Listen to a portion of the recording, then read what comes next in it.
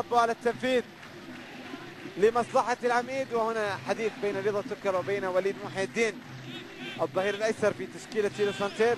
وهنا مسعود جراي يتابع ويشاهد هذه المواجهة.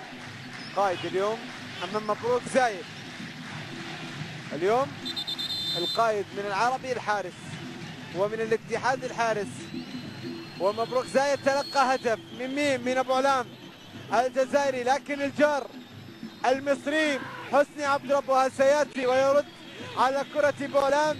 لا نعلم، لكن هي الكرة الخطيرة. هل سياتي هدف للعميد؟ ممكن هدف وممكن الجول وممكن ياتي الاتحاد بالهدف الاول. حسني عبد ربه وصافرة عبد الله هلال ستاتي، وحسني عبد ربه على التنفيذ.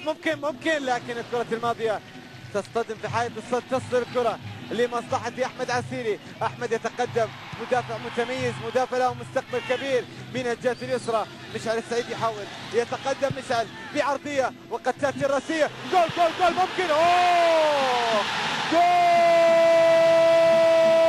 للعميد، والعميد يسجل. ومين يسجل؟ حسني عبد ربه الكبير يسجل، والكبير يحرز ويسجل الهدف.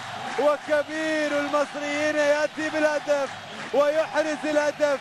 وخبر ايه يا باشا، وخبر ايه يا عمده في الكرة الماضية. عمدة العميد يسجل، عمدة الاتحاد يحرز. حسني عبد ربه أتى بالهدف الأول وأحرز الهدف الأول.